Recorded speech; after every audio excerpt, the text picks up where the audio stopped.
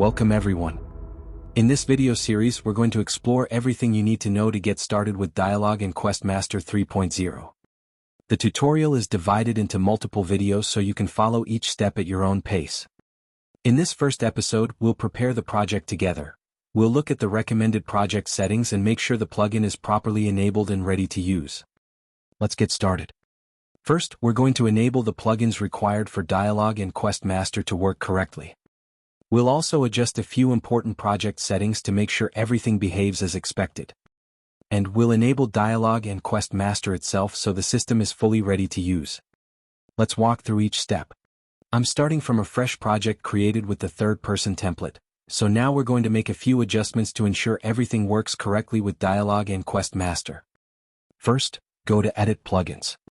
Search for Enhanced Input, and make sure it's enabled.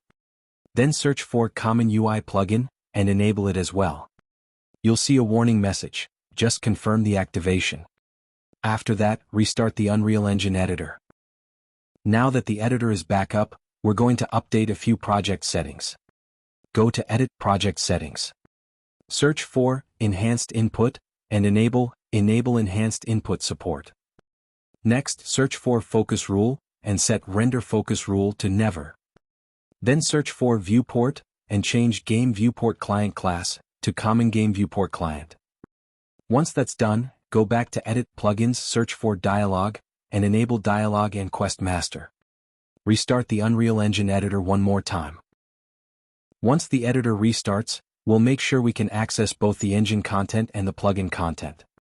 Then we'll add the controller input data to the project settings, and finally we'll add the input actions to your input mapping context. Once the editor has restarted, open the content browser settings and make sure engine content and plugin content are both enabled. This will allow you to see all the assets included with the plugin. Next, we're going to add the controller input data in the project settings. Go back to Edit Project Settings and search for Controller Data. Add the controller data for the platform you're using, as well as any platforms you plan to target. In my case, I'm working on Windows, so I'll add the Windows controller input data. Since I want to support both gamepad and keyboard/mouse, I'll add both of those. Now we're going to add the input actions to your input mapping context. In the third-person template, I'm going to modify IMC_default, but adjust this depending on your own project. Open your input mapping context and add the mappings for Toggle Quest Journal UI and Display Quest Tracking UI. You can assign any keys or buttons you prefer. Here, I'm using M to open the Quest Journal and Tab to display the tracked Quest objectives. Now we're going to start integrating Dialog and Quest Master into your existing code. We'll work inside your PlayerController class, add the required code, set up the missing variables, and finally run a quick test to make sure everything works. We're now going to grab the blueprint code we need directly from the PlayerController provided with the plugin. Open the plugin's content folder and open the PlayerController included with Dialog and Quest Master. From there we'll copy the entire event graph and paste it into your own PlayerController class. Select all the nodes and copy them. You can deselect the Begin Play event, since your PlayerController most likely already has one. Next, we need to locate your actual PlayerController class. The easiest way is through the game mode used by the current level. Open the World Settings panel and look at the Game Mode class. This will take you directly to the correct folder. In the third-person template, both the game mode and the PlayerController are stored in the same folder. Open the game mode, find the PlayerController class field, and then open that PlayerController. As you can see, the third-person template already contains code in its Begin Play event.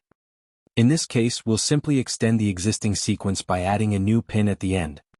This allows the Dialog and Quest Master setup code to run after everything that's already there. Depending on your project, you might want to create the UI before or after other systems for correct Z ordering.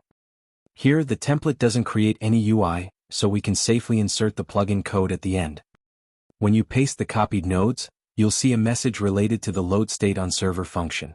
Just keep the default option, do nothing, and confirm. After pasting, the load state on server node will appear with an error. Simply right-click it and choose Refresh Node to fix it. You'll also notice that some variables are missing. For the Dialog Master component, add a BPC_Dialog Master component to your PlayerController. For the Dialog Master UI variable, right-click the grayed out variable and choose Create Variable. Both variables should now be properly created. Finally, we need to connect the plugin code with the existing logic. In this case, the third-person template already checks as local player controller, so we can remove that part from the code we pasted. Then simply reconnect the remaining nodes to the existing sequence. Now let's run a quick test to make sure everything is working correctly. Play the level and press the key you assigned to open the quest menu. The interface should appear on screen. For now, there are no quests yet. We'll cover how to create them in an upcoming video. In this video, we prepared your project with all the essential foundations needed to start using Dialog and Quest Master. In the next videos, we'll dive into the dialogue system, how to set up your characters, both the player and NPCs, for dialogue, how the dialogue editor works, how to use conditions to build dynamic dialogue trees and make your NPCs feel more natural, how to use actions to affect the world directly from a dialogue branch, and how to integrate Dialog and Quest Master with your own systems by creating custom conditions and actions. We'll also look at creating custom shots and much more. Thanks for watching and see you in the next lecture.